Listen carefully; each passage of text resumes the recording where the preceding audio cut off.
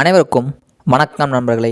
நம்ம இந்த வீடியோவில் என்ன பார்க்க போகிறோம் அப்படின்னா, இதுக்கு முந்தைய வீடியோ என்ன பார்த்தோம், 11th எக்கனாமிக்ஸில் இந்திய பொருளாதாரம் சொல்லப்படுகின்ற 7வது பாடம் பார்த்தோம்.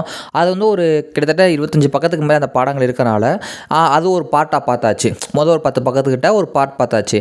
இந்த வீடியோவில் செகண்ட் பார்ட்டு தான் நம்ம பார்க்க போகிறோம். அதாவது மிச்ச டாபிக்ஸ் இதில் முடிச்சிடுவோம். ஓகேவாங்க, இது கொஞ்சம் சிம்பிளாக முடிஞ்சிடும். ஓகேவா, செகண்ட் பார்ட் தானே. இந்த பார்ட்டில் நிறைய பேர் என்ன கேட்டீங்க அப்படின்னா, சில தலைவர்கள் பேரெல்லாம் இருக்குது, அதை படிக்கணுமா அப்படின்னு மாதிரி கேட்டிருந்தீங்க. நான் முதலே சொல்லிட்டேன், இந்திய பொருளாதாரம் என்பது ஹெட்டிங்கே இந்திய பொருளாதாரம் தான். சிலபஸுடைய ஹெட்டிங்கே இந்திய பொருளாதாரம், ஃபஸ்ட்டு பாயிண்ட்டும் இந்திய பொருளாதாரம், இந்த பாடத்தின் தலைப்பும் இந்திய பொருளாதாரம் அப்படின்றப்ப பாடத்தலைப்பில் ஒன்று கொடுத்துருக்காங்கன்னா அதை படிக்கணும். அது ஃபஸ்ட்டு காரணத்துக்காக படிக்கணும். செகண்ட் விஷயம் என்ன அப்படின்னு பார்த்தோம்னா, காந்தியடிகள் சிலபஸில் இருக்கார், நேரு சிலபஸில் இருக்கார், அம்பேத்கர் சிலபஸில் இருக்கார், திருவள்ளுவர் சிலபஸில் இருக்கார். அவங்கள தான் தலைவர்களாக இங்கே கொடுத்துருக்காங்க. அப்போ படிக்கணும்ல, கண்டிப்பாக படிக்கணும். மிச்சம் 3 பொருளாதார அறிஞர்கள் இருக்காங்க, அந்த 3 பேரை சேர்த்து படிச்சுக்கலாமே, படிக்கணும் தான். ஓகேவா, ரொம்பலாம் இருக்காது, முக்கியமான ஒரு பாடம். ஓகேவாங்க, ஓகே பார்த்துடலாம். நேற்று நம்ம இதுவரையும் பார்த்துருந்தோம். அதாவது பழைய பார்ட் ஃபஸ்ட் பார்ட், அதாவது இதுவரையும் கரெக்டாக பார்த்தாச்சு. நீங்கள் யாராச்சும் இப்போ இந்த வீடியோ பார்க்குறவங்க அதை பார்க்கலாட்டி அதை டிஸ்கிரிப்ஷனில் லிங்க் கொடுக்குறேன், கிளிக் பண்ணி அதை பார்த்துக்கோங்க. ஓகேவாங்க, இதை முடிச்சுட்டு பார்த்தாலும் சரி, இல்லை பார்த்துட்டு இதை பார்த்தாலும் சரி. இது மீதம். ஓகேவா, அடுத்த இது தொடர்கதையும் கூட வச்சுக்குருவோம். செகண்ட் பார்ட், அதாவது எல்லாம் லைக் பண்ணிட்டீங்களா? லைக் பண்ணிட்டு பாருங்கள். சமூக கட்டமைப்பு. ஓகேவாங்க, இதில் நம்ம இன்றைக்கி பார்க்க போகிறோம். சமூக கட்டமைப்பு அப்படின்னா என்ன அப்படின்னு சொல்லி பார்த்தோம்னா, மனித வளர்ச்சிகளை மேம்படுத்துவதும் பொருளாதார வளர்ச்சிக்கு, அதாவது மனித வளங்களை என்னது, நமக்கு படிப்பு வேணும். நேற்றே அந்த வீடியோ பார்த்தோம்ல, படிப்பு இருக்கணும், வேலை வாய்ப்பு இருக்கணும், நல்ல சத்தான சாப்பாடு இருக்கணும், சுத்தமாக இருக்கணும் அதே டயத்தில். ஸோ சுத்தம் தான் நோய் நொடிகள் வராது. படிப்பு இருந்தால் நம்ம படித்த வேலைக்கு போகலாம், கொஞ்சம் காசு சம்பளம் கொஞ்சம் கூட வாங்கலாம். இந்த மாதிரி விஷயங்கள் தான் சொல்கிறாங்க. ஸோ மனித வளங்களை மேம்படுத்துவதும் பொருளாதார வளர்ச்சிக்கு மறைமுகமாக துணை செய்வதும். இப்போ நாட்டில் ஒரு 1000 பேர்த்துக்கு, நம்ம 100 கோடி மக்கள் இருக்க இந்தியாவில் அதுக்கு மேலே தான் இருக்கும். ஒரு 1 லட்சம் பேர்த்துக்கு நோய் வந்துச்சுன்னா பெருசாக தெரியாது. 2 கோடி பேருக்கு நோய் வந்தால் அது ஒரு பெரிய பாதிப்பு தான். ஓகேவாங்க, ஏன் அப்படின்னு பார்த்தோம்னா, நம்ம நாட்டுடைய பொருளாதார நிலை அப்படியே குறைக்கப்படும். மருந்து மாத்திரைக்கு செலவாகும், நிறைய பேர் வேலைக்கு போக மாட்டாங்க, அப்போ பொருளாதாரமே குறையுதா. ஸோ அதைத்தான் என்ன சொல்கிறாங்கன்னா, இந்த இதெல்லாம் நம்ம நோய் நொடி இல்லாமல் பார்த்துக்கிட்டோம்னா, நல்லா கல்வியை கொடுத்தோம்னா, மறைமுகமாக பொருளாதார வளர்ச்சிக்கு துணை செய்யும் அமைப்புகளை தான் சமூக கட்டமைப்புகள் அப்படின்னு சொல்லுவாங்க. இதான் இந்த பாயிண்டுடைய விளக்கம். வேறு என்ன சொல்கிறாங்க அடுத்தது, நான் முதல்ல சொல்லிட்டேன், நான் ஹைலைட் பண்ண பாயிண்ட்டை எல்லாமே படிக்காமல் போகாதீங்க யாருமே. அது எல்லாமே முக்கியமான பாயிண்ட்டு. சப்போஸ் நான் ஹைலைட் பண்ணாமல் நிறையா பாயிண்ட் விட்டுருக்கலாம், நீங்கள் கூட ரீட் பண்ணி பாருங்கள். ரீட் பண்ணாமல் போகக்கூடாது, அதுக்காண்டி பாருங்கள். உங்களுக்கு இது முக்கியம்னு ஏதாவது ஒரு பாயிண்ட் பட்டுச்சுன்னா பாருங்கள், படிங்க. அதுக்காண்டி படிக்காமல் போகக்கூடாதுன்னு சொல்லலை. ஆனால் நான் ஹைலைட் பண்ண பாயிண்ட்டை படிக்காமல் போயிடாதீங்க, இதெல்லாம் ரொம்ப முக்கியம். ஓகேவா, இந்தியாவில் கல்விங்க. இது கேட்பாங்களான்னு கேட்டிங்கன்னா கண்டிப்பாக கேட்பாங்க. இது ஒரு ப்ரீவியஸ் இயர் கொஷின். நான் சொல்கிறேன் என்னென்னு. இந்தியாவில் குருகுல முறையில் பன்னெடுங்காலமாக, அதாவது நம்ம பல வருடங்களாக நம்ம நாட்டில் எப்படி கல்வி சொல்லி கொடுத்தாங்க அப்படின்னு சொல்லி பார்த்தோம்னா, குருகுல கல்வி முறைங்க. அதாவது அந்த குருகுலம் அப்படின்றது ஒரே ஒரு குரு இருப்பார், எத்தனை மாணவர்கள் வேணால் அது இருப்பாங்க. அந்த முறைப்படி தான் படிச்சுட்டு இருந்திருக்காங்க அப்படின்னு மாதிரி சொல்லியிருப்பாங்க. அதுக்கப்புறம் பார்த்தோம்னா, நம்ம நாட்டில் கல்வி கொள்கைகளையும் இந்த இருக்கு பாருங்கள். கல்வி, அதாவது கல்வினா ஸ்கூல், அதாவது எல்கேஜி படிக்கிறோம்ல, எல்கேஜி யூகேஜி ப்ரீகேஜியில் இருந்துங்க நம்ம காலேஜ் முடிக்க பிஹெச்டி வரைக்கும் படிக்கிறோம்ல. ஸோ இது எல்லாமே கல்வி தான். ஓகேவா, அந்த கல்வி கொள்கைகள், அதற்கான திட்டங்கள் இதெல்லாம் வகுத்து நடைமுறைப்படுத்துவது எந்த அமைச்சகம் அப்படின்னு கேட்டாங்கன்னா, மனிதவள மேம்பாட்டுத்துறை அமைச்சகம், அதாவது எம்ஹெச்ஆர்டி அப்படின்னு சொல்லுவாங்க. Ministry of human resource development அப்படின்னு சொல்லுவாங்க. ஓகேவாங்க, அவங்க தான் இதெல்லாம் பண்ணுறாங்க. யாரும் கல்வித்துறை பண்ணுதுன்னு சொல்லிடக்கூடாது. மனிதவள மேம்பாட்டு அமைச்சர் தான் கல்விக்கான செலவுகள் இதெல்லாம் பண்ணுறாங்க. இந்திய கல்வி முறை, அதாவதுங்க நம்ம இந்தியாவில் கல்வி என்பது 1976 42வது அரசியலமைப்பு சட்ட திருத்தம் பண்ணுற வரைக்கும் மாநில பட்டியலிலும் மத்திய பட்டியலிலும் தனித்தனியாக தான் இருந்துச்சு கல்வி என்பது. ஓகேவாங்க, 1976 42வது சட்டத்தின் அடிப்படையில் கல்வி என்பது என்ன சொல்கிறாங்கன்னா, மத்திய மாநில அரசோட கூட்டு பொறுப்பில் வந்தது. அதுக்கு முன்னாடி பிரிஞ்சு தான் இருந்துச்சு, அதில் அப்புறம் தான் கூட்டு பொறுப்பில் வந்திருக்கு. இப்போ கல்வி விஷயமாக கூட்டு பொறுப்புனா என்னென்னா, கல்வி மாநில பட்டியலே இருக்குது, கல்வி நம்ம மத்திய பட்டியலே இருக்குன்னு வச்சுக்கோங்களேன். இப்போ நம்ம தமிழ்நாடு கல்வி ரிலேட்டடாக ஒரு சட்டம் போடலாம், அதாவது நீட் எக்ஸாம் வேணாம் அப்படின்னு சொல்லி சட்டம் போடலாம். ஆனால் நம்மளுடைய என்னது, மத்திய கவர்மெண்ட்டு, சென்ட்ரல் கவர்மெண்ட்டும் நீட்டு இல்லைன்னு சொல்கிறாங்க. சரி நீட் இருக்குன்றாங்க, நம்ம கவர்மெண்ட் நீட் இல்லைன்றாங்கன்னு வச்சுக்கோங்களேன், அவங்க சொல்லக்கூடியது செல்லும். அதாவது பொதுப்பட்டியலில் வந்துருச்சு கல்வி எப்போனா 1976 இதுதான் ஓகேவாங்க. அதுக்கப்புறம் என்ன சொல்கிறாங்க, இதை தான் ப்ரீவியஸ் கொஸ்டின் நான் சொன்னேன். இது வந்து குரூப் 1லையா குரூப் 2லையான்னு தெரில எனக்கு, ஆனால் இது ஒரு ப்ரீவியஸ் கொஸ்டின் நான் படித்தேன். இந்தியாவின் கல்வி 2020 கேட்டாங்க ஓகேவாங்க. கல்வி முறை அடிப்படையில் 6 நிலைகளாக பிரிக்கப்பட்டுள்ளது. அடிப்படையில் எத்தனை நிலைகளாக பிரிக்கப்பட்டுள்ளது? விடை வந்து 3, 4, 5, 6, 7 அதான் ஆப்ஷனில் இருந்துச்சு. விடை வந்து 6 ஓகேவா. ப்ரீவியஸ் கொஸ்டின் அதான் பார்த்துங்க, நான் இம்பார்ட்டன்ட் போட்டிருக்கேன் பார்த்துக்கோங்க. என்ன சொல்கிறாங்க, குழந்தை கல்வி ஓகேவாங்க. ப்ரீகேஜி எல்கேஜி யூகேஜியான குழந்தை கல்வி, தொடக்க கல்வி 1 to 5, இடைநிலை கல்வி 6 to 10ன்னு நினைக்கிறேன். அடுத்து மேல்நிலை கல்வி 11, 12 நினைக்கிறேன். இளம்நிலை பட்டம் அப்புறம் முதுநிலை பட்டம். ஸோ இந்த 6 விஷயமாக பிரிக்கப்பட்டுள்ளது அப்படின்னு சொல்கிறாங்க. அடுத்து இந்திய கல்வி நிறுவனங்கள் அப்படின்னு சொல்லி பார்த்தோம்னா பல்கலைக்கழக மானிய குழு, அதாவது யூஜிசின்னு சொல்லுவாங்க, யூனிவர்சிட்டி கிராண்ட் கமிஷன். அவங்க தான் என்ன பண்ணுவாங்க பார்த்தீங்கன்னா பல்கலைக்கழகங்களோட தரம். இப்போ நம்ம தமிழ்நாட்டில் காமராஜர் யூனிவர்சிட்டி இருக்குது மதுரையில், அப்புறம் பாரதியார் பல்கலைக்கழகம் பாரதியார் யூனிவர்சிட்டி இருக்குது, பாரதிதாசன் யூனிவர்சிட்டி இருக்குது, திருவள்ளுவர் யூனிவர்சிட்டி இருக்குது. ஸோ இத்தனை யூனிவர்சிட்டிஸ் இருக்குது பார்த்தீங்கன்னா. அப்புறம் அண்ணா பல்கலைக்கழகம் இருக்குது, எம்ஜிஆர் பல்கலைக்கழகம், இப்படி நிறையா இருக்கா. ஸோ அந்த அத்தனை பல்கலைக்கழகங்களுடைய தரத்தை நிர்ணயம் பண்ணுவது எதுன்னு பார்த்தோம்னா யூஜிசி. இது வந்து தரமானது, இதுக்கு ஏ கிரேட் கொடுக்கலாம், இதுக்கு பி கிரேட் கொடுக்கலாம் அப்படின்னு சொல்லி கொடுப்பாங்களே. ஸோ அது எந்ததுன்னா யூஜிசி அப்படின்னு சொல்கிறாங்க. அடுத்து சமுதாயத்தின் எல்லா பிரிவு, இந்த பாயிண்ட் பாருங்களேன், எல்லா பிரிவு மக்களுக்கும் நடுநிலையான கல்வி அளிக்கும் அமைப்பு என்னன்னு பார்த்தோம்னா இந்த யூஜிசி தாங்க ஓகேவாங்க. யூஜிசி தான் எல்லாருக்குமே சமமான கல்வி அளிக்குது அப்படின்னு மாதிரி கொடுத்துருக்காங்க. அடுத்து என்ன சொல்கிறாங்க, வரவு செலவு திட்டத்தில், அதாவது நம்ம நாட்டில் வரவு செலவு திட்டம் என்பது பிப்ரவரி மாதம் பட்ஜெட் கூட்டத்தொடர் ஸ்டார்ட் பண்ணுவாங்களே, அப்போ வந்து என்ன சொல்லுவாங்க அப்படின்னு பார்த்தோம்னா 3% நிதி கல்வித்துறைக்கு ஒதுக்கப்படுதாங்க. 100%த்தில் 3% தான் கல்விக்கு ஒதுக்குறாங்க. ஆனால் இங்கே என்ன கொடுத்துருக்காங்க, 3% கொடுத்துருக்காங்க பார்த்துக்கோங்க. 3% அந்த நிதி வந்து கல்விக்கு ஒதுக்குறாங்க. அந்த கல்வியிலையும் பார்த்தோம்னா பள்ளிக்கூடத்துக்கு அதிக காசு பள்ளிக்கூடத்துக்கு தான் ஒதுக்குறாங்களா, காலேஜுக்கெலாம் ஒதுக்குறது இல்லை அப்படின்ற கொடுத்துருக்காங்க. இருந்தாலும் என்ன சொல்கிறாங்கன்னா ஒரு மாணவனுக்கான கல்வி செலவு என்பது ரொம்ப கம்மியாக தான் நாட்டில் செலவழிக்கிறாங்க ஓகேவாங்க. பார்த்துக்கோங்க. அடுத்து போயிடலாமா, உடல் நலம். இந்தியாவில் உடல் நலம் அப்படின்னு சொல்லி பார்த்தோம்னா நம்ம இந்தியாவில் வந்து உடல் நல பணிகள் பார்த்தோம்னா மாநில அரசின் பொறுப்பில் தாங்க இருக்குது. மத்திய அரசுடைய பொறுப்பு கிடையாதுன்னு சொல்லலை, ஆனால் மாநில அரசின் பொறுப்பில் வந்துட்டுருக்கு. மத்திய சுகாதார மற்றும் நலவாழ்வு கழகம், அதாவது நம்ம மாநிலத்தில் சுகாதாரத்துறை அமைச்சர் ஒருத்தர் இருக்கார் பார்த்தீங்களா, அதனால் மாநில பொறுப்பில் இருக்குது அப்படின்னு சொல்லுவாங்க. அடுத்து என்ன சொல்கிறாங்க, மத்திய சுகாதாரம் மற்றும் நலவாழ்வு கழகம், அவங்க வந்து இங்கிலீஷில் கொடுத்துருக்காங்க, அந்த அப்ரிவேஷனை படித்து வச்சுக்கோங்க. பல்வேறு நல கொள்கைகளையும் திட்டங்களையும் நடைமுறைப்படுத்துகிறாங்களாம், அதாவது உடல்நலம் ரிலேட்டடாக, அவ்வளோதான். அடுத்து கீழே கொடுத்துருக்கிறது முக்கியம் கிடையாது. நம்ம நாட்டில் வந்து நிறைய மருத்துவம் இருந்துச்சுப்பா, ஆங்கில மருத்துவம் இருந்துச்சு, கிராம மருத்துவம் இருந்துச்சு, அந்த மருத்துவம் இந்த மருத்துவம் நிறையா கொடுத்துருப்பாங்க, அதெல்லாம் தேவையில்லை நமக்கு. கடைசி என்ன சொல்கிறாங்கன்னா எல்லா மருத்துவ நடைமுறைகளுமே சித்த மருத்துவம், ஆயுர்வேத மருத்துவம், அப்போல் என்னது ஹோமியோபதி மருத்துவம், இப்படி எல்லா மருத்துவம் இருக்குல்ல, இந்த அத்தனை மருத்துவ நடைமுறைகளுமே ஒரே அமைச்சகத்தின் கீழ், அதாவது ஆயுஷ் அப்படின்னு சொல்லப்படுகின்ற ஆயுஷ் அமைச்சகத்தின் கீழ் தற்போது இருக்குது அப்படின்னு சொல்கிறாங்க. எப்போ இருந்து அப்படின்னு பார்த்தீங்கன்னா குறித்து வச்சுக்கோங்க, 2014 நவம்பர் மாதத்துல தான் இந்த எல்லா மருத்துவத்துறையுமே ஓகேவாங்க, அலோபதி மருத்துவம், ஹோமியோபதி மருத்துவம், சித்த மருத்துவம் எல்லாமே சேர்ந்து 2014 நவம்பர் மாதம் ஆயுஷ் அப்படின்ற ஒரே அமைச்சகத்தின் கீழ் வந்தது அப்படின்னு சொல்கிறாங்க.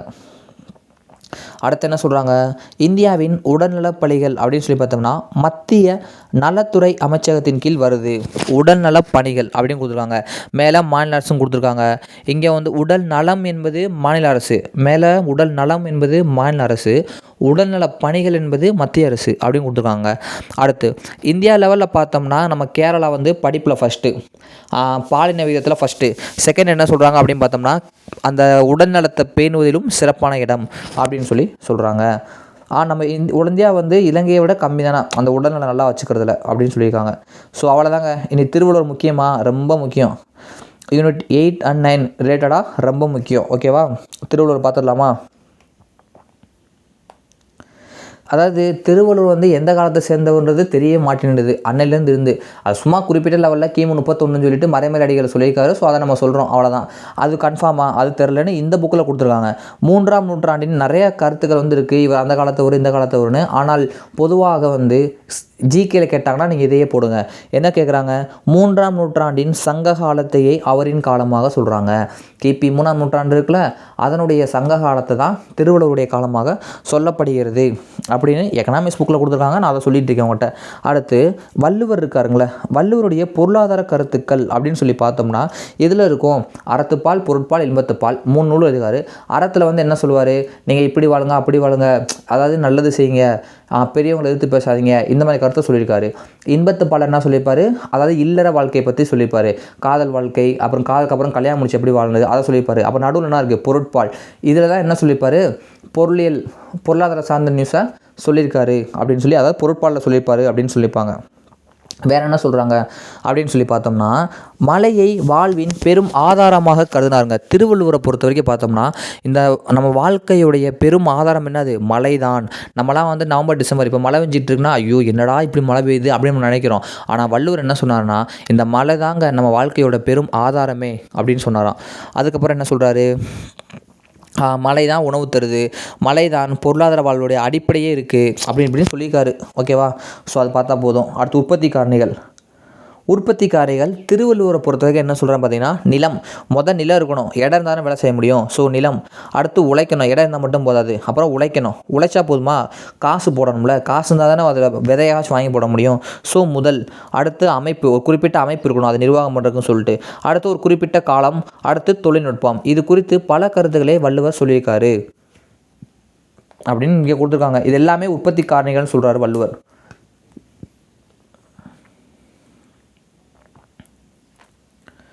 வேறு என்ன சொல்கிறாரு, இங்கே பாருங்களேன், பெருமவற்றுள் யாமறிவது இல்லை அறிவறிந்த மக்கட்பேறு அல்ல பிற.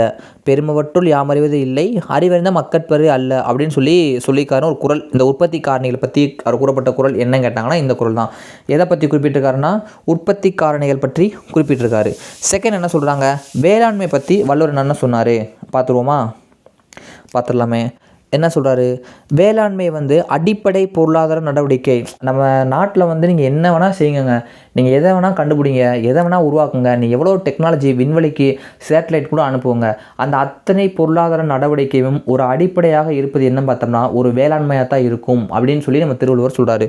ஸோ வேளாண்மை அடிப்படை பொருளாதார நடவடிக்கை. எதை வந்து வள்ளுவர் அடிப்படை பொருளாதார நடவடிக்கைன்னு சொல்கிறாருன்னு பார்த்தோம்னா வேளாண்மை. ஓகேவாங்க, விவசாயத்தை பற்றி சொல்லியிருக்காரு. அதுக்கப்புறம் என்ன சொல்கிறாங்க பார்த்தீங்கன்னா பிற துறைகள். அதாவது இப்போ விவசாயம் இருந்தால் தாங்க மற்றது இயங்கவே முடியும், சாப்பிட்டா தானே எல்லாமே இயங்க முடியும், அது ஒரு ரீசன். அது மட்டும் கிடையாது, இப்போ நம்ம ட்ரெஸ்ஸு போடுறோம்னு வச்சுக்கோங்களேன், பருத்தியிலேருந்து வருது, அப்போ அது ஒரு விவசாயம். ஓகேவா, ஸோ இது மாதிரி நிறைய தகவல்கள் எல்லாமே விவசாயத்தின் மூலமாக தான் கிடைக்குது அப்படின்றத சொல்லியிருப்பார். அடுத்து என்ன சொல்கிறாருன்னு பார்த்தோம்னா அதான் பிற துறைகளின் செழுமை என்பது விவசாயத்துறையை சார்ந்தே உள்ளது அப்படின்னு கொடுத்துருப்பாரு. உழவு தொழில். திருவள்ளுவரை பொறுத்த வரைக்கும் எந்த தொழில் செய்பவன் தலையாய மனிதன் அப்படின்னு கேட்டாங்கன்னா உழவு தொழில் புரிபவன் தலையாய மனிதன் அப்படின்னு சொல்லியிருக்காரு. வேற என்ன சொல்கிறாருன்னு பார்த்தோம்னா பொது நிதி. அதை பற்றி திருவள்ளுவர் என்ன சொல்கிறாரு, பொது நிதி பற்றி சொல்லும்போது என்ன சொல்கிறார் பார்த்தீங்கன்னா பொது வருவாய். வந்து பொது நிதினா ஒன்றும் கிடையாதுங்க, கவர்மெண்ட் செலவு, கவர்மெண்ட்டுடைய காசுன்னு சொல்லுவோம்ல, அதை தான் பொது நிதின்னு சொல்லுவாங்க. அதாவது பொது வருவாய். ஓகேவா, பொது வருவாய். எல்லாரும் இப்போ பொது வருவாய்னா எல்லாருமே கரண்ட் பில் கட்டுறோமா, எல்லாருமே பஸ்ஸுக்கு டிக்கெட் எடுத்து போகிறோமா, இதெல்லாம் பொது வருவாய். புரியுதாங்க, ஏன் எல்லோரும் கரண்ட் பில் கட்டுறோம், ஒருத்தன் கட்டி ஒருத்தன் கட்டாமல் இருக்க மாட்டோம். ஸோ அப்போ அது பொது காசு. அப்புறம் டிக்கெட்டு போடுறது பொது காசு. இந்த மணிக்கு பொது காசை பற்றி சொல்கிறாரு. அப்போ பொது வருவாய், பொது செலவு. இப்போ ஒரு இடத்துல என்ன சொல்கிறது, இப்போ ஒரு பஸ்ஸை உடச்சிட்டோம் வச்சுக்கோங்க, கவர்மெண்ட் பஸ் நான் சொல்கிறது, அந்த காசுக்கு அந்த பஸ்ஸு டிரைவரோ கண்டக்டரோ கொடுக்க மாட்டாங்க, நம்ம முதலமைச்சரோ போக்குவரத்துறை அமைச்சரோ காசு கொடுக்க மாட்டாங்க. அவங்களுடைய காசை கொடுக்க மாட்டாங்க, நம்ம டிக்கெட் எடுத்த, அதாவது நம்ம எல்லோரும் சேர்ந்து கொடுத்தா அந்த காசை தானே செலவழிப்பாங்க அந்த பஸ்ஸுக்கு. ஸோ அதைத்தான் வந்து பொது செலவு அப்படின்னு சொல்லுவாங்க. நிதி நிர்வாகம். ஓகேவாங்க, ஆகிய தலைப்புகளை வந்து 3 விஷயமாக வந்து சொல்லியிருக்காரு. இது 3மே பாயிண்ட் முக்கியமாக கேட்டிங்கன்னா இந்த 3 பாயிண்ட் முக்கியம். பொது வருவாய், பொது செலவு, நிதி நிர்வாகம். இது 3ஐயும் படிச்சுக்கோங்க. அடுத்து என்ன சொல்கிறாரு அப்படின்னு சொல்லி பார்த்தோம்னா இந்த 4 பாயிண்ட் கொடுத்துருக்காங்களே, வருவாயை உருவாக்கணும். வந்து ஒரு அரசு வந்து என்ன பண்ணணும் பார்த்தோம்னா, வருவாயை உருவாக்கணும். அதுக்கப்புறம் சேகரிக்கணும். வந்து சம்பாதிக்கணும். அடுத்து அதை சேர்த்து வைக்கணும். அதுக்கப்புறம் அதை நிர்வாகம் பண்ண இந்த பாலுக்கு இப்போ சும்மா ஒரு வீட்டுக்குள்ளே செஞ்சோம்னா பாலுக்கு எவ்வளோ காசு, அரிசிக்கு எவ்வளோ காசு, கரண்ட் பில்லுக்கு எவ்வளோ காசு, நம்ம அதை சேமிக்க தெரிஞ்சுக்கணும்.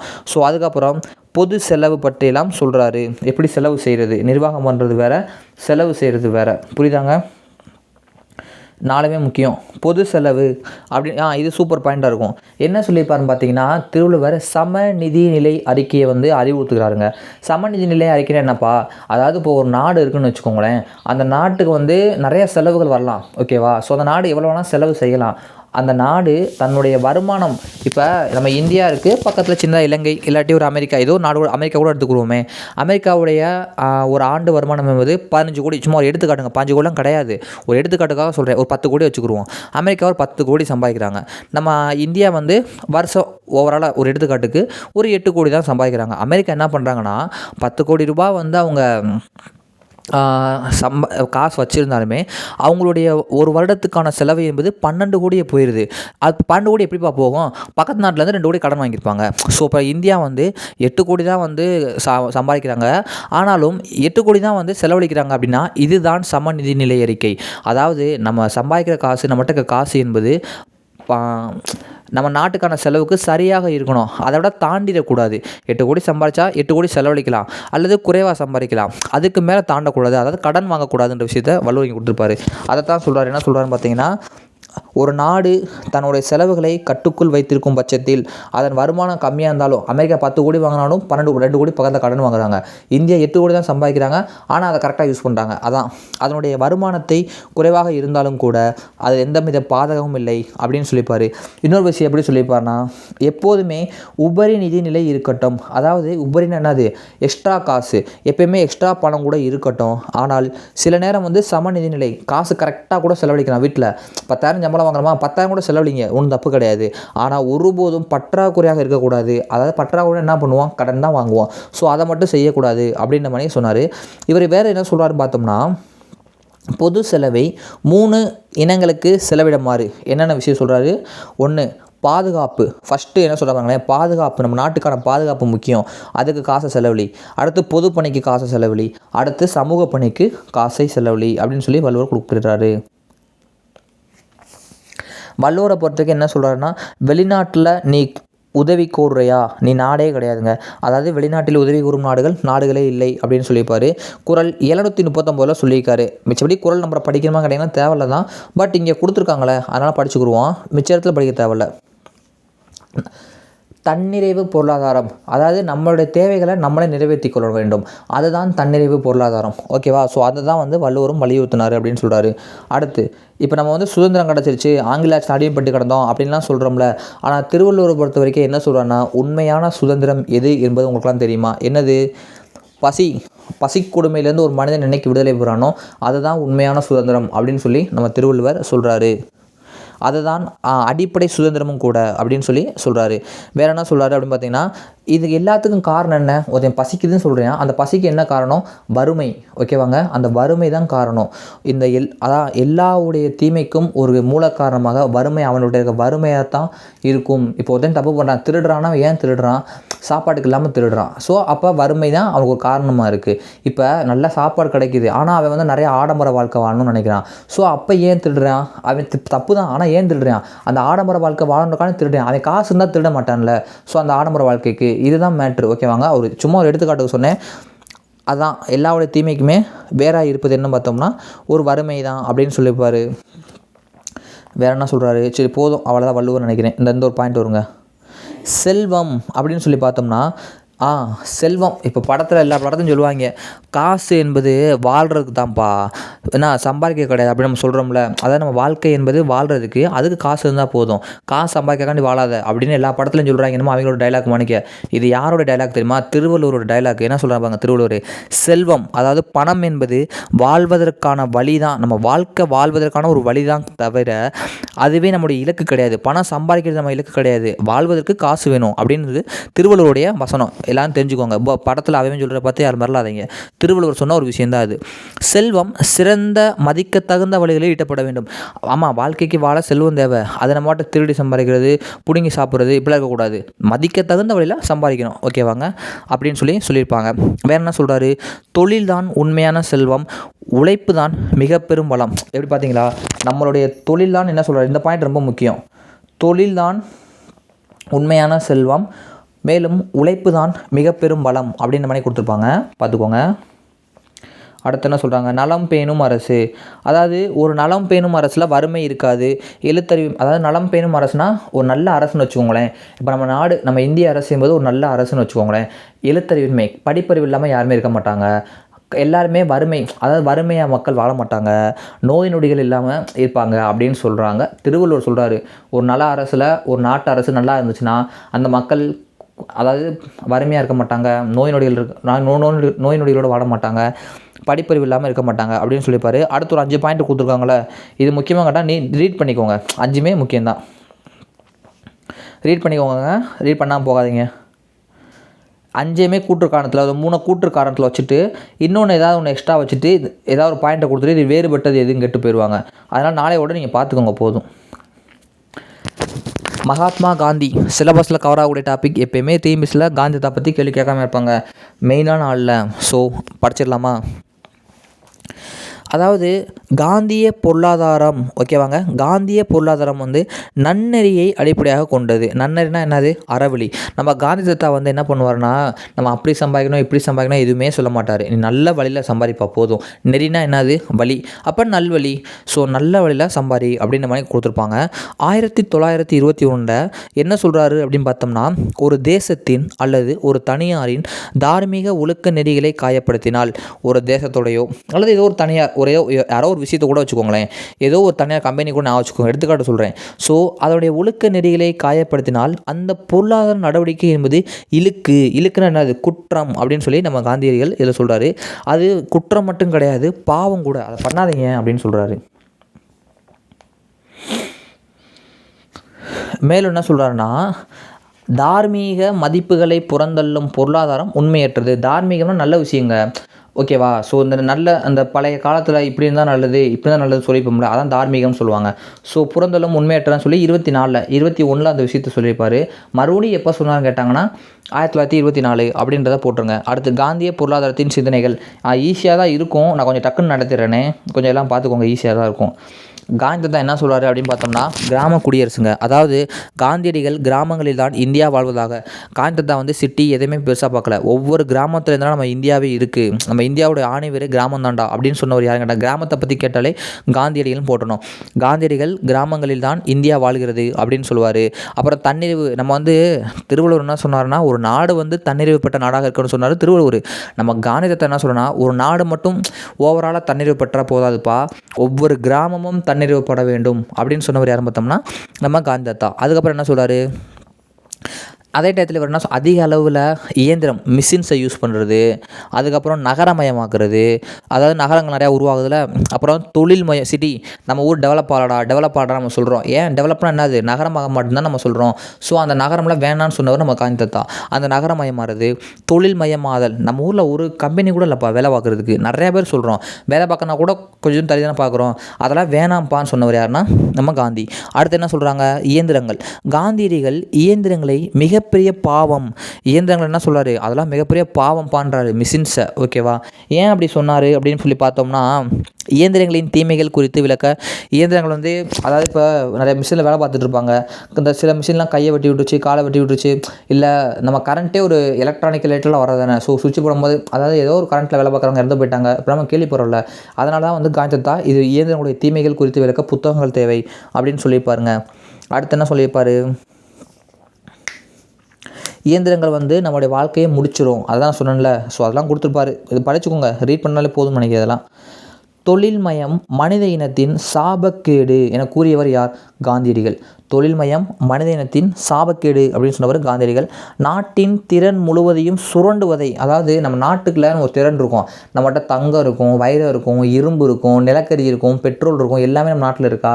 ஸோ அத்தனையுமே சுரண்டக்கூடியது என்பது அந்த தொழில்மயம். தண்ணி கூட நம்ம நாட்டுடைய வளம் தாங்க, ஓகேவா. அந்த இப்போ நம்ம சும்மா ஒரு படத்துலாம் சொல்கிறாங்கல்ல, கலர் கம்பெனிக்காரன் இவ்வளோ தண்ணி எடுத்துட்டான் அப்படிலாம் பேசுகிறோம்ல படத்தில். அது என்ன விஷயம், நம்ம நாட்டில் இருக்க தண்ணியை வந்து அவங்க எடுக்கிறாங்க. கார் கம்பெனிக்காரங்க மேக்ஸிமம் அந்த அரசியல் கட்சிகள் பேசுகிறாங்க, கார் கம்பெனிக்காரங்க தண்ணியை பூரா எடுத்துடுறாங்க அப்படின்னு பேசுகிறோம். தண்ணி எடுத்தால் ஏன் தண்ணி வளமாக கேட்டிங்கன்னா, தண்ணி வளம் நம்ம நாட்டுடைய வளம். அதுதான் அந்த தொழில் மயம் தானே, கார் கம்பெனி நிறையா வர்றது என்பது ஒரு தொழில் மயம் ஆகுது. ஸோ அந்த நம்முடைய நாட்டின் வளத்தை, திறத்தை, நம்ம நாட்டின் திறன் எல்லாத்தையும் வந்து இதை வேஸ்ட் ஆக்கிடும் அப்படின்றத வந்து சுரண்டும் அப்படின்றத நம்ம காந்தியடிகள் சொல்கிறாரு. அடுத்து என்ன சொல்கிறாரு அப்படின்னு பார்த்தோம்னா, அதை பழைய பாயிண்ட்டே மறுபடியும் சொல்லியிருப்பார். இந்த உற்பத்தி பரவலாக்கத்தில் பாயிண்ட்ஸ் இருக்காது, நீங்கள் ரீட் பண்ணிக்கோங்க. கிராம சர்வோதயா, அதாவது உண்மையான, புரியுதாங்க, உண்மையான இந்தியா வாழ்வது நகரங்களிலோ புறநகரங்களிலோ கிடையாது, கிராமங்களில் தான் அப்படின்னு ஃபஸ்ட்டே காந்தி சொன்னால் பார்த்தோம். அந்த கிராமம் வந்து சுயசார்பு பெற்றையாகவும் தற்சார்பு, அதாவது சுயசார்பு தற்சார்புனா என்னது, அவங்களுக்கு தேவையான விஷயங்களை அவங்களே செஞ்சுக்கிறணும், அதான் தற்சார்பு சுயசார்பு. நமக்கு வேண்டிய விஷயத்த இப்போ நம்ம சொல்கிறோம்ல, செல்ஃப் ஸ்டடி ப்ரிப்பரேஷன். அப்போ நான் படிச்சுக்கிருவேன், நான் தனியாக படிக்கிறேன், எனக்கு தேவை நான் படிச்சுக்கிறேன் அப்படின்றோம்ல. ஸோ அதை தான் அவங்களுக்கு தேவையானதை கிராமங்களில் வாழ்கிற மக்கள் அவங்களா தயாரித்து கொள்வதுதான் சுயசார்பு. உடல் உழைப்பு, நம்ம காந்தி என்ன சொல்கிறாரு அப்படின்னு சொல்லி பார்த்தோம்னா, அதாவது உழைப்புன்னு நம்ம சொல்கிறோம்ல, நம்ம சொல்கிறோம் படிக்கிற டிஎன்பிஎஸ்சி நம்ம படிக்கிறோம், கடின உழைப்புங்க, ஸ்மார்ட் ஒர்க்குங்க அப்படின்னு சொல்கிறோம். ஒர்க்குன்னு அது உழைப்பு தானே. ஆனால் காந்தி என்ன சொல்கிறாரு அப்படின்னு பார்த்தோம்னா, நான் ஹார்ட் ஒர்க் பண்ணி படித்தேன் நம்ம சொல்கிறோம், 8 மணி நேரம் 10 மணி நேரம் படித்தேன்னு சொல்கிறோம். நம்ம உடல் உழைப்பை கொடுத்தோம்னா கேட்டோம்னா நம்ம கொஞ்சம் தான் கொடுத்துருப்போம், அதாவது உட்காந்துட்டே படிச்சிருப்போம் மேக்ஸிமம். ஸோ உழைப்புனாலே என்னென்னா உடல் உழைப்பு தாங்க அப்படின்னு சொன்னவர் யாருன்னா காந்தியடிகள்.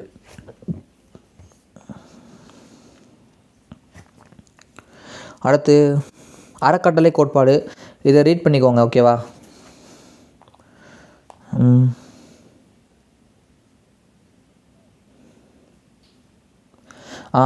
இப்போ உணவு கட்டுப்பாடுகள், அதாவது நம்ம என்ன சொல்கிறது, ஒரு சாப்பாட்டு ரிலேட்டடாக ஒரு கட்டுப்பாடு போடக்கூடாதுன்னு சொல்கிறார் காந்தியடிகள். செயற்கையான கட்டுப்பாடு, உணவு மீது ஒரு கட்டுப்பாடை விதித்தோம்னா அந்த கட்டுப்பாடு என்பது செயற்கையாக பற்றாக்குறை ஏற்படுத்திவிடும் அப்படின்னு சொல்கிறாங்க. ஏன் அப்படின்னா, இப்போ காசு இருக்கவங்க என்ன பண்ணுவாங்க, நிறையா வாங்கி சாப்பிடுவாங்க, காசு இல்லாதவங்க என்ன பண்ணுவாங்க, பற்றாக்குறை தான் இருப்பாங்க. ஸோ அந்த விஷயத்துக்காக தான் சொல்லியிருப்பாங்க. ரீட் பண்ணால் போதுமானது. இது ஒரு நல்ல விஷயங்க. அதாவது நம்ம நாட்டில் மக்கள் தொகை பெருகிட்டே போகுது, அதனால் எல்லாருமே என்ன சொல்கிறாங்க, குடும்ப கட்டுப்பாடு வந்து பண்ணணும் அப்படின்ற மாதிரி சொல்கிறாங்க. ஆனால் காந்தி என்ன சொல்கிறாரு அப்படின்னு பார்த்தோம்னா, அது வேணாம், நீங்கள் பிரம்மச்சரியத்தை கடைபிடிங்க அப்படின்னு சொன்னார் காந்தியடிகள். அதை தான் இங்கே கொடுத்துருப்பாங்க. அடுத்து மது விலக்கு அப்படின்னு சொல்லி பார்த்தோம்னா, மது நமக்கு எந்த விதத்திலுமே நன்மை செய்வதில்லை, மாறாக தீமையை தருகிறது என குறிப்பிட்டவர் யார்? டிஎன்பிஎஸ்சி கொஸ்டின் தான், காந்தியடிகள். அடுத்து இந்த கேள்வி அதை விட முக்கியமான கேள்வி, டிஎன்பிஎஸ்சி 2019 கேட்டாங்க. அதெல்லாம் என்ன கேட்டாங்க, இந்தியா குடிகாரர்களின் நாடாக இருப்பதை விட ஏழைகளின் நாடாக கூட இருந்துட்டு போகுது அப்படின்னு சொன்னவர் யாருன்னு கேட்டாங்கன்னா நம்ம காந்தி தாத்தா. இதெல்லாம் 2019 கேட்டாங்க. நேருங்க, ஜவஹர்லால் நேரு, அதாவது புதிய இந்தியாவை, நம்ம இந்தியா சுதந்திரம் அடையும் போது பிரதமராக இருந்தவரும், சுதந்திர இந்தியாவின் முதல் பிரதமராக இருந்தவரும் ஜவஹர்லால் நேரு. அப்படின்றப்ப நம்ம இந்தியாவில் இவ்வளோ நிறையா விஷயங்கள் நடந்துச்சு, இது ஒரு மெயின் காரணமாக வந்து நிறையா முடிவுகள் எடுத்தது அவராக தான் இருப்பார். அப்படின்றப்ப அவர் தான் சொல்கிறாங்க, புதிய இந்தியாவை கட்டமைத்த முதன்மை சிற்பிகளில் ஒருவர். அதாவது இந்தியாவின் சிற்பி, திட்டமிடுதலின் சிற்பி, ஜனநாயகத்தின் சிற்பினாலே நம்ம நேரு வர மாதிரி இருக்கும். அரசியலமைப்பு சட்டத்தின் சிற்பி மட்டும்தான் அம்பேத்கர் வருவார். மிச்சம் என்ன சிற்பி அப்படின்னு கேட்டாலே நம்ம நேரு வர மாதிரி இருக்கும், ஓகேவா. தெரிலாட்டி இதை போட்டுருங்க, ஓகேவாங்க. முதன்மை சிற்பிகளில் ஒருவர் ஜவஹர்லால் நேரு. 1964 வந்து அவர் இறக்குற வரைக்கும் பிரதமருங்க. அவர் இறந்து போனிட்டார், அதனால் பிரதமர் கிடையாது, இல்லாட்டி அது வரைக்கும் பிரதமர் தான் இருந்தார். தேசபக்தர், சிந்தனையாளர், அரசியல்வாதி எல்லாம் குறிச்சிக்கோங்க. இங்கே பாயிண்ட்ஸ் இருக்காது, இந்த பாயிண்ட்டுக்கு வந்துடலாம். என்ன சொல்கிறாங்க, மக்களாட்சி முறையை உறுதியாக நம்பியவர். அதாவது மக்களாட்சி முறையை, ஓகேவா. ஸோ அரசாட்சி, முடியரசு இதெல்லாம் நேரு நம்பலை. மக்களாட்சி நம்புவோம், மக்களால் ஒருத்தர் ஓட்டு போட்டு தேர்ந்தெடுக்கணுமா, அவங்க நாட்டை ஆளட்டும் அப்படின்னு விரும்பியவர் யாருன்னு கேட்டாங்கன்னா நம்ம ஜவஹர்லால் நேரு. அடுத்து இந்த பாயிண்ட் ரொம்ப முக்கியங்க, மதச்சார்பின்மையை இந்தியாவிற்கு நேரு தந்த மிகப்பெரிய பங்களிப்பு, ஓகேவா. மதச்சார்பின்மை, சமதர்மம் இதெல்லாம் யாருன்னு கேட்டாங்கன்னா நேரு தான் நம்ம நாட்டுக்கு கொடுத்தாரு. மதச்சார்பின்மை என்னது, எல்லா மதங்களுக்குமே சமமான மரியாதை அளித்தல், எல்லா மதத்துக்கும் சமமான மரியாதை அளிக்கிறது பார்த்தீங்களா, அதைத்தான் மதச்சார்பின்மைன்னு சொல்லுவாங்க. திட்டமிடுதல், இந்தியாவின் திட்டமிடுதலின் சிற்பி இப்போ தான் சொன்னேன். அதாவது திட்டமிடுதலை நம் நாட்டில் அறிமுகப்படுத்தியவர் ஜவஹர்லால் நேரு தான். ஏன்னா அவர் தான் இப்போ சுதந்திரம் கிடைக்கும் போது பிரதமராக இருந்தார். அப்போ திட்டம் போட்டு நம்ம நாட்டை கொண்டு போவோம்னு சொல்லுவார், அவராக தானே இருப்பார். அதனால தான் திட்டமிடுதலை அறிமுகப்படுத்தியவர் ஜவஹர்லால் நேரு அப்படின்னு சொல்கிறாங்க. 1956 மே மாதம் 2வது ஐந்தாண்டு திட்டம். ஓகேவாங்க.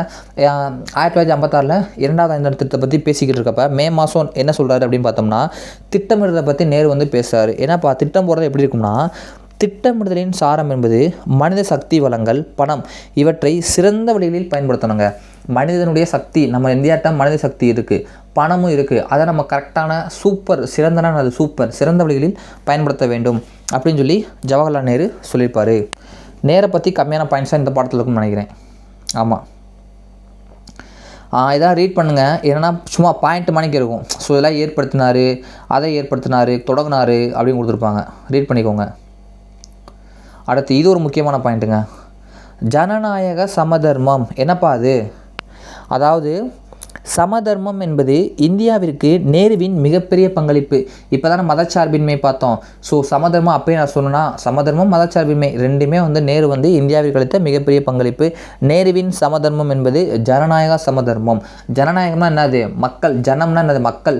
ஜனங்கள்னால் யார்? மக்கள் தானே. ஸோ ஜனநாயகம்னா மக்கள் தான் குறிக்கும். அடுத்து அம்பேத்கரை பற்றி பார்க்கணுங்க. அம்பேத்கரை பற்றி படிக்கணுமா? சிலபஸில் இருக்காரா? ஆமாம், அம்பேத்கர் சிலபஸில் இருக்கார், படிக்கணும். அம்பேத்கர் இன்னொரு கேள்விங்க இந்த இடத்துல. இப்போ ரீசெண்டாக அம்பேத்கருடைய பிறந்த தினம்னு நினைக்கிறேன், பிறந்த தினமாக நினைவு தினமாக சரியாக தெரில. ஸோ ரெண்டில் ஏதோ ஒரு தினத்தை ஒரு குறிப்பிட்ட நாளாக அறிவித்தாங்க. அது என்ன நாள் அப்படின்றத கீழே கமெண்ட் பண்ணுங்கள். தெரிஞ்சவங்க தயவுசெய்து கமெண்ட் பண்ணுங்கள். ஏன் சொல்கிறேன்னு தெரியுமா? தெரியாதவங்க தெரிஞ்சுக்கிடுவாங்க. நீங்களுமே ஒரு 2 வருஷம் கழிச்சு, நான் சொல்லக்கூடியது ஒரு 2 வருஷம் கழிச்சு ஒரு எக்ஸாம் எழுதுறீங்கன்னு வச்சுக்கோங்களேன். இப்போ பாஸ் ஆயிடுவீங்க, சும்மா போய் எழுதிட்டு வருவோம் அப்படின்னு எழுதுனா கூட நீங்கள் இன்றைக்கி இந்த பாயிண்ட் சொன்னீங்க பார்த்தீங்களா, இது 2 வருஷம் கழிச்சு கூட மறக்காது. அதுக்கு தான் நான் கேட்குறேன், என்ன நாள் அம்பேத்கருடைய அந்த பிறந்தநாளும் நினைவு நாள், அது ரெண்டில் எதுவும் தெரில எனக்கு சார் டக்குன்னு. ஸோ அது ரெண்டில் ஒரு தினத்தை இப்போ ரீசெண்டாக ஒரு தினமாக கொண்டாடப்படும் அப்படின்னு அறிவித்தாங்க. அது என்னன்னு சொல்லுங்கள் கமெண்ட்டில். Doctor B.R. அம்பேத்கர் 1891 பிறந்தார், 1956 இறந்தார். இவர் ஒரு பன்முக திறன் பெற்றவர். அதாவது சமதர்ம காவலர், சமூக நீதி பாதுகாவலர், அரசின் திட்டங்களை வடிவமைத்தவர், அரசியலமைப்பு சிற்பி. இது எல்லா பயனும் முக்கியமாக, எல்லாமே முக்கியம். ஒரு பயனோட படிக்காமல் இருக்கக்கூடாது. ஸோ அடுத்து என்ன சொல்கிறாங்க, பழங்கால இந்திய வர்த்தகம் அப்படின்னு ஒரு நூல் எழுதுகிறார் அம்பேத்கர். அந்த நூலுக்காக 1915 கொலம்பியா பல்கலைக்கழகத்தில் முதுகலை, அதாவது MA அப்படின்னு நம்ம சொல்லுவோம்ல, முதுகலை, அந்த MA பட்டத்தை வாங்குறாரு. ஓகேவாங்க. அதுக்கடுத்து என்ன சொல்கிறாரு, இதெல்லாம் நடத்த முடியாது, படிக்கிறது தான். ஓகேவா. முதுகலை பட்டப்படிப்புக்காக அந்த ஆய்வுக்கட்டுரை சமர்ப்பிக்கிறாரு. அதுக்கப்புறம் முனைவர் பட்டம் PhDன்னு சொல்கிறோம்ல, அதுக்காக என்ன பண்ணுறாருன்னு பார்த்தோம்னா, இந்தியாவின் தேசிய பங்கீடு பற்றிய வரலாறு மற்றும் பகுப்பாய்வு ஆய்வறிக்கை அப்படின்னு ஒரு கட்டுரை எழுதுகிறாரு. அவருடைய பொருளாதார கருத்துக்கள், அதாவது அந்த புத்தகத்துலேயும் இந்த புத்தகத்துலேயும் ரெண்டுமே கட்டுரை தான். ஸோ அந்த 2 கட்டுரைகள்லையுமே என்ன இருக்குதுன்னு பார்த்தோம்னா, அவருடைய பொருளாதார கருத்துக்கள் இருக்குது அப்படின்னு சொல்கிறாங்க. அதுக்கப்புறம் என்ன சொல்கிறாரு அப்படின்னு பார்த்தோம்னா, பிரிட்டிஷ் இந்தியாவில் மாகாண நிதிகளின் மதிப்பீடு, மாகாண ஏகாதிபத்தியத்தின் நிதிகள் பரவலாக்கம் பற்றிய ஒரு ஆய்வு அப்படின்னு ஒரு கட்டுரையாக வெளியிட்டாராம். ஸோ இதெல்லாம் கட்டுரை எழுதினார். இதெல்லாம் நடத்தக்கூடியதா? தேவையில்லை, உடனே ரீட் பண்ணுறேன், பார்த்துக்கோங்க. அப்புறம் என்ன சொல்கிறாங்க, 1921 பிரிட்டிஷ் இந்தியாவின் மாகாண நிதி பரவலாக்கம் என்ற ஆய்வு கட்டுரைக்காக MSc பட்டத்திற்காக அவர் MSc படிச்சுட்டு இருக்காப்புல. அப்போ இந்த பட்டத்தை இந்த நூல் இருக்குல்ல, பிரிட்டிஷ் இந்தியாவில் மாகாண நிதி பரவலாக்கம், அந்த இதை அந்த MSc பட்டத்துக்காக எடுத்துக்கிறாங்க. பரவாயில்லப்பா, இது ஒரு கட்டுரை அளவுக்கு ஆள் உருவாகிட்டான், கரெக்டு, அப்போ இவனுக்கு MSc பட்டத்தை கொடுத்துருவோம் அப்படின்னு சொல்லி கொடுத்துட்றாங்க. அதுக்கப்புறம் என்ன நடக்குதுன்னா, எவ்வளோ பாயிண்ட்டு, 1923 ரூபாயின் பிரச்சனைகள் ஒரு முக்கியமானதுங்க அது. ஓகேவா. முக்கியமானது. ஏன் முக்கியமானது அப்படின்னு சொல்கிறேன் என்ற கட்டுரை என்ன பண்ணுறாங்க அப்படின்னா, லண்டன் பொருளாதார பள்ளி, இங்கிலாந்தில் லண்டனில் அதாவது DSc பட்டத்திற்காக எடுத்துக்கொள்ளப்பட்டது அப்படின்னு சொல்லுவாங்க. ஏன் இந்த புக்கு முக்கியம்னா, நம்ம நாட்டுடைய இந்திய ரிசர்வ் வங்கியே அம்பேத்கர் ரூபாயின் பிரச்சனையும் அதன் தீர்வும், அதாவது தோற்றமும் அதன் தீர்வும் ஏதோ ஒன்று சொல்லுவாங்க. ஸோ அந்த புக்கை தான் வழிகாட்டுதலின் அடிப்படையில் தான் பல விஷயங்கள் எடுத்துக்கிட்டாங்க நம்ம கவர்மெண்ட்டு, பேங்கு அப்படின்னு சொல்லியிருப்பாங்க.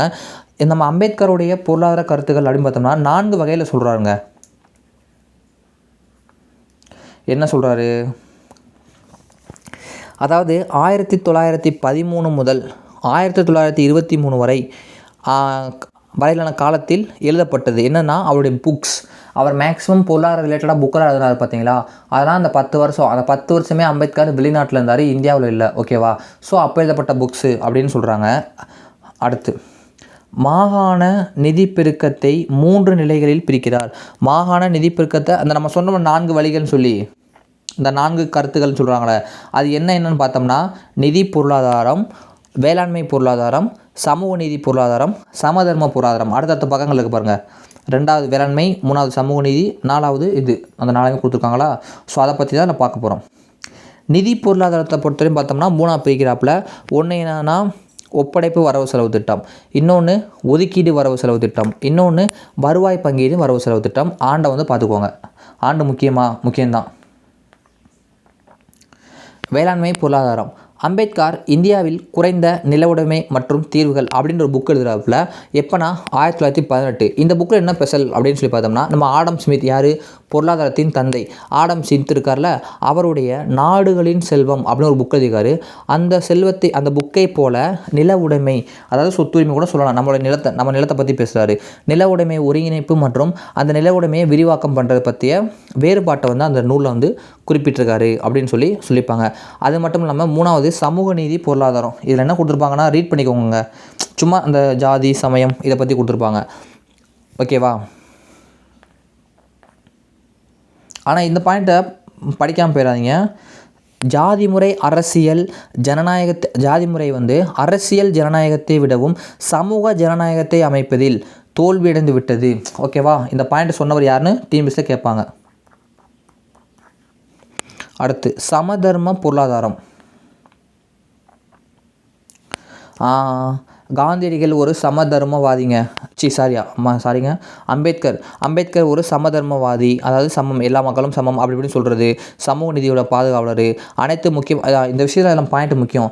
எல்லா தொழில்களுமே, ஓகேவா, அனைத்து முக்கியமான தொழில்களுமே யார்கிட்ட இருக்கணும் பார்த்தோம்னா நம்மளுடைய கவர்மெண்ட்டாக இருக்கணும். ஓகேவா. அனைத்து தொழில்களும் நாட்டுடைமையாக்கப்பட வேண்டும் அப்படின்னு நாட்டுடைமைனா என்னென்னா கவர்மெண்ட்டை நடத்தணும், அதான் நாட்டுடைமையாக்கணும் அர்த்தம். ஸோ அனைத்து தொழில்களையும் நாட்டுடைமை ஆக்க வேண்டும் சொல்லியிருப்பார். நிலத்தை அரசே நிர்வகிக்க வேண்டும். இப்போ பாருங்கள், ஏன் இடம், அது ஓஞ்சொத்து ஏஞ்சொத்து, எதுக்கு சண்டை, எல்லா நிலத்தையும் அரசே நிர்வகிக்கட்டும் அப்படின்னு சொன்னவர் யாருன்னு பார்த்தோம்னா நம்ம அம்பேத்கர்.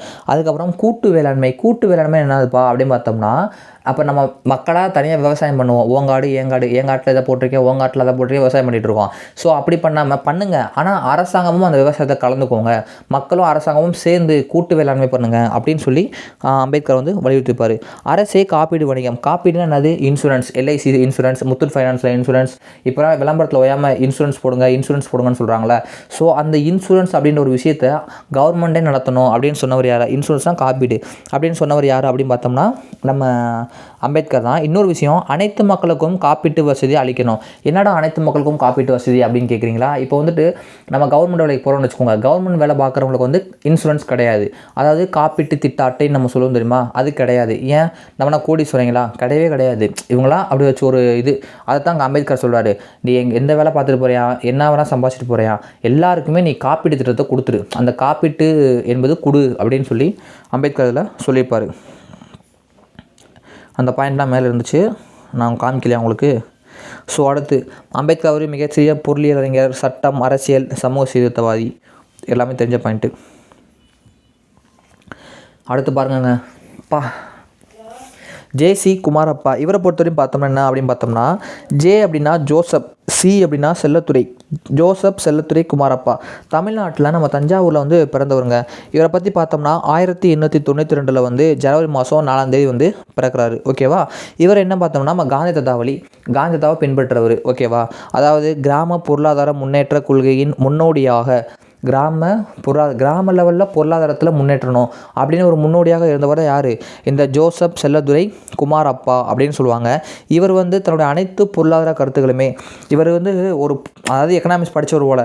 ஸோ பொருளாதார கருத்துக்கள்லாம் சொல்லுவார். இது எல்லாத்தையும் என்ன சொல்லுவார்னா காந்திய வழிகளில், காந்தி தாத்தா என்ன சொன்னாரோ அதையே பின்பற்றி இவரும் சொன்னார் அப்படின்னு சொல்லியிருப்பாங்க. இன்னொரு கேள்வி, நான் ஃபஸ்ட்டு அம்பேத்கருடைய தினம் என்ன தினம்னு ஒன்று கேட்டிருந்தேன், அதை வந்து சொல்லணும். இன்னொன்று என்ன கேள்வி அப்படின்னு பார்த்தோம்னா, காந்திய திட்டத்தை கொண்டு வந்தவர் யார்? நம்ம நேற்று இந்தியா திட்டக்குழு அப்படின்ற வீடியோவில் சொல்லியிருந்தோம். ஏன்னா அதை வந்து சொல்லுங்கள். காந்தி திட்டத்தை கொண்டு வந்தவர் யார்? அடுத்து காந்திய பொருளாதாரம் பார்த்துடலாமாங்க. காந்தியின் கருத்தான கிராம தொழில்கள். காந்தி என்ன சொல்கிறாரு? கிராமம் முன்னேறினா கிராமம் அதான சொல்லிட்டு இருக்காரு. ஸோ இவரும் வந்து கிராம தொழில்கள், கிராம தொழில் வளர்ச்சி சங்கம் இதெல்லாம் வலுவாக ஆதரிச்சாருன்னு கொடுத்துருப்பாங்க. அதுக்கப்புறம் வந்து இவர் ஜோசப் செல்லத்துறை குமாரப்பா தான். ஆனால் ஜோசப் அப்படின்னு வருதா? அப்போ ஜோசப்னா ஒரு கிறிஸ்துவ மதத்தின் பெயர். ஸோ அதனால் இவர் என்ன பண்ணுறாருன்னு பார்த்தோம்னா கிறிஸ்துவ மற்றும் காந்திய மதிப்பீடுகளை உள்ளடக்கி அவர் கோட்பாடுகளை கொண்டு வந்தார் அப்படின்னு சொல்கிறாங்க. அதுக்கப்புறம் அகிம்சை அது எதுன்னு கொடுத்துருப்பாங்க. அதெல்லாம் ரீட் பண்ணிக்கோங்க ஒரு தடவை போதும். அடுத்து இந்த பாயிண்ட்டுக்கு வந்துடுங்க. காந்தி நம்ம காந்தி தாத்தாவும் குமாரப்பாவும் என்ன சொல்கிறாங்க அப்படின்னு சொல்லி பார்த்தோம்னா, மனிதனுடைய பொருளாதார தேவைகளை நிறைவேற்ற வேண்டுமானால் சமூக பொருளாதார பிரச்சனைகள், வேலையின்மை, வறுமை, அதாவது வேலை வாய்ப்பு இல்லாமல் பண்ணோம்னா வேலை வாய்ப்பு இல்லாமல் தான் டீம்ஸ் படிச்சுட்ருக்கோம். ஸோ வேலைக்கு போனோம்னு அந்த வேலையின்மை, அப்புறம் வறுமை இருக்குது வீட்டில். ஸோ ஆதரவற்ற நிலை, ஆதரவு இல்லாமல் இருக்குது, இதெல்லாம் இருக்கக்கூடாது அப்படின்னு நினைக்க சொல்கிறாங்க. நிறைய பேர் ஆதரவுகள் இல்லாமல் நம்ம ரோட்டில் படுத்து கிடப்பாங்க, மண்டபத்தில் இருப்பாங்க, முதியோர் இல்லத்தில் இருப்பாங்க. அந்த குழந்தைகள் காப்பத்தில் இவங்களாம் ஏன் அப்படி இருக்காங்க? ஆதரவு இல்லாமல் தானே அங்கே போயிருக்காங்க, வேறு யாருமே ஆதரவு இல்லைன்னு. ஸோ அந்த நிலையெல்லாம் மாறணும் அப்படின்னு சொல்லியிருக்காங்க. குமாரப்பா உப்பு சத்தியாகிரகத்தின் போது, அதாவது 1930 வந்து உப்பு சத்தியாகிரகம் நடந்துச்சு பார்த்தீங்களா? அந்த உப்பு சத்தியாகிரகத்தின் போது நம்ம குமாரப்பா இருக்கார்ல, அவர் யங் இந்தியா அப்படின்னு சொல்லப்படுகின்ற பத்திரிக்கையில் வேலை பார்த்துட்ருக்காரு. அதாவது அந்த நியூஸ் பேப்பர் சேனலில் வேலை பார்த்துட்ருக்காரு. அப்போ பத்திரிக்கையிலே வேலை பார்த்துட்ருக்காரு. இப்போ நம்மளாம் பார்ட் டைமாக வேலை பார்த்துக்கிட்டே டீம்ஸ் படிக்கிறாங்களே, அதுபோல தான் அந்த பத்திரிக்கையில் வேலை பார்த்து கொண்டே அகமதாபாத்தில் உள்ள குஜராத் வித்யா பீடத்தில். ஏன் குஜராத் வித்யா பீடம் சொல்கிறாங்கன்னா, குஜராத்தில் தான் அகமதாபாத் இருக்குது, ஓகேவாங்க. ஸோ அகமதாபாத்தில் உள்ள குஜராத் வித்யா பீடத்தில் பொருளாதார பேராசிரியராகவும் வேலை பார்த்தாரு அப்படின்னு சொல்கிறாங்க. அதாவது நியூஸ் பேப்பர்லேயும் வேலை பார்த்துருக்காரு, பொருளாதார ஆசிரியராகவும் வேலை பார்த்துருக்காரு, 2 வேலை பார்த்துருக்காப்புல. அடுத்து என்ன சொல்லியிருக்காங்க? முக்கியமான ஒரு பாயிண்ட்டுங்க, அதான் ரெட்டில் கொடுத்துட்டு அதை மட்டும்.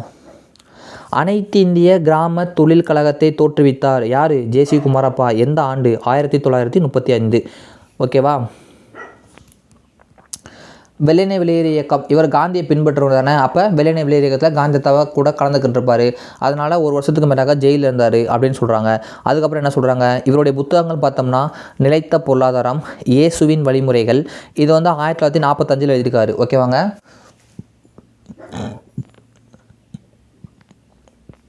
நிலைத்த பொருளாதாரம், இயேசுவின் வழிமுறைகள் எல்லாம் 1945 எழுதியிருக்காரு. மற்றும் கிறிஸ்துவம் அதன் பொருளாதாரமும் வாழ்க்கை முறையும் அப்படின்ற ஒரு நூலையும் 45 எழுதியிருக்காரு அப்படின்னு சொல்லி கொடுத்துருக்காங்க. ஸோ புத்தகம் முக்கியம்தான், யார் இருந்தாலும் கேட்பாங்க.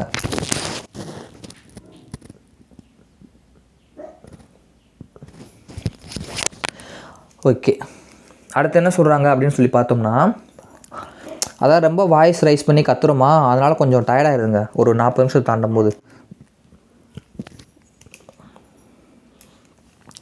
அதாவது காந்தியை பின்பற்றுபவர்கள் சுற்றுப்புற சூழலியல் குறித்து நிறைய கோட்பாடுகளை, நம்ம காந்தி தாத்தாவை பின்பற்றுவாங்களே அவங்களாம் என்ன பண்ணுறாங்கன்னு சொல்லி பார்த்தோம்னா, சுற்றுப்புற சூழல், அதாவது நம்ம காடு, நம்ம சுற்றுச்சூழல், அதாவது நம்ம சுற்றி எல்லாமே நல்லா இருக்கணும் அப்படின்னு சொல்லி கொள்கைகள் நிறையா வகுத்தாங்களாம்.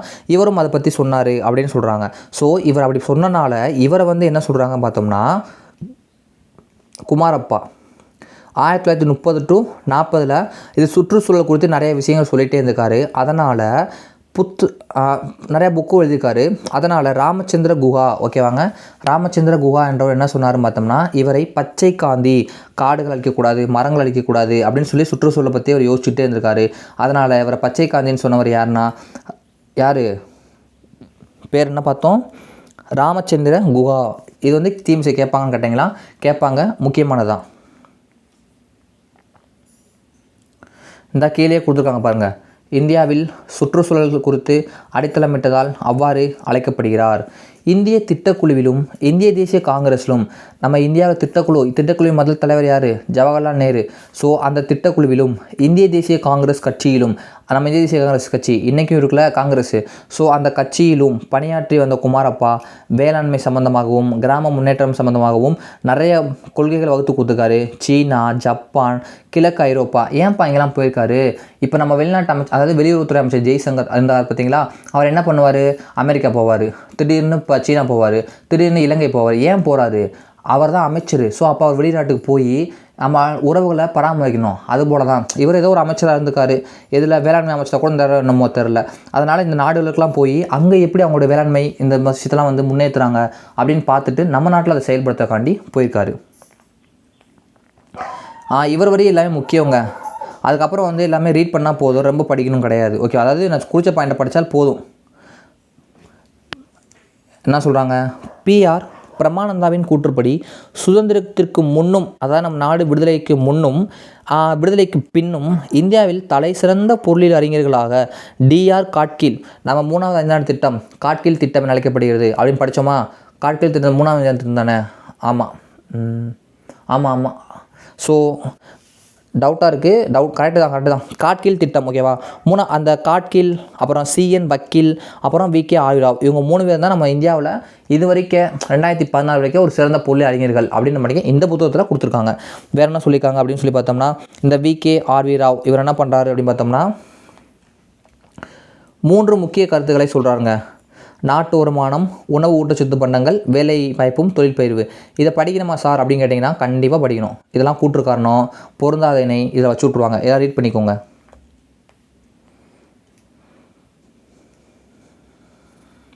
இந்த பாயிண்ட் முக்கியம். என்ன சொல்கிறாங்க பார்த்தோம்னா, ராவ், இந்த விகே ஆர்வி ராவ் இவர் இருக்கார்ல, இவர் ஜேஎம் ஹீன்ஸ் யாருங்க? நவீன பொருளியலின் தந்தை, ஓகேவா? நவீன பொருளியலின் தந்தை எனப்படுவார் ஜேஎம் ஹீன்ஸ். அவருடைய மாணவர் மட்டுமல்லாமல் கோலின் கிளார்க், அதாவது ஜேஎம் ஹீன்ஸுடைய மாணவர் தான். அதுவே ஒரு பெருமையா. ஆனால் அது மட்டும் கிடையாது, கோலின் கிளார்க்னு ஒரு அறிஞர் இருக்காருங்க. அவர் ஒரு பெரிய பொருளாதார அறிஞர்.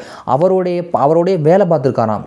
ஸோ அவருடைய வேலை பார்த்துருக்காரு, அவருடைய மாணவர். ஸோ நிறையா விஷயங்கள் தெரிஞ்சிருப்பார் இவருக்கு அப்படின்ற மாதிரி சொல்கிறாங்க. அதுக்கப்புறம் என்ன சொல்கிறாங்கன்னா, HW சிங்கர், ஒரு சிங்கர், அதாவது பாட்டு பாடுறவங்கன்னு ஞாபகம் வச்சுக்கோங்க. அவர் என்ன சொல்கிறாருன்னு பார்த்தீங்கன்னா, ஹீன்ஸின், நம்ம நவீன பொருளியலின் தந்தையான ஜேஎம் ஹீன்ஸின் மாணவர்களில் தலை சிறந்தவராக யாரை சொல்கிறாருன்னு பார்த்தோம்னா விகே ஆர்வி ராவை சொல்கிறாரு அப்படின்னு கொடுத்துருப்பாங்க. ஸோ அதுக்கப்புறம் வந்து நான் இந்த குறிச்சதை ரீட் அப்படின்னு போட்டிருக்கேன்னா, ஸோ இதெல்லாம் ரீட் பண்ணிக்கோங்க. இதுதான் முக்கியம். முழு வேலைவாய்ப்பும் பொருளாதார முன்னேற்றமும் என்ற ராவின் ஆய்வு கட்டுரை வேலைவாய்ப்பு துறையில் மிகச்சிறந்த ஒன்றாக கருதப்படுகிறது. அதாவது ராவ் எழுதிய எந்த புத்தகம் வேலைவாய்ப்பு துறையில் மிகச்சிறந்த ஒன்றாக கருதப்படுகிறது அப்படின்னு கேட்டாங்கன்னா முழு வேலைவாய்ப்பும் பொருளாதார முன்னேற்றமும். இதுதான் கரெக்டான பாயிண்ட்டு, ஓகேவாங்க.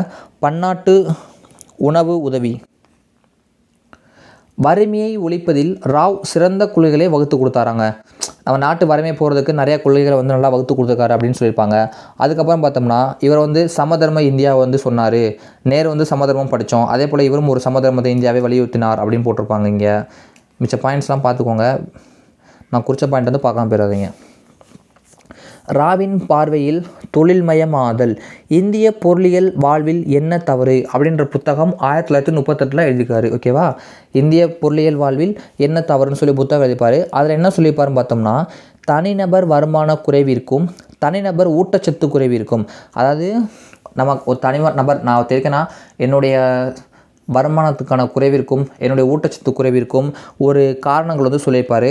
என்ன காரணம் பார்த்தோம்னா எத்தனை சொல்லியிருக்காரு? கிட்டத்தட்ட ஒரு 5 காரணங்கள் வந்து சொல்லியிருக்காரு. அதை எல்லாமே ரீட் பண்ணணுமா கேட்டிங்கன்னா ரீட் பண்ணி வச்சுக்கோங்க. ரொம்ப மனப்பாடம் பண்ணணும் கிடையாதுங்க. நான் ரீட் பண்ணிக்கோங்க சொன்னேன்னா பார்த்துக்கோங்க போதும். இது நல்லா மனப்பாடம் பண்ணணுமா கேட்டிங்கன்னா இந்த மாதிரி பாயிண்ட் போட்டிருக்காங்களே, அதனால் அப்படியே கூற்றுகள் சரியாக தவறான்னு கேட்டுட்டு ஒரு 3 பாயிண்ட்டை கொடுத்துருவாங்க.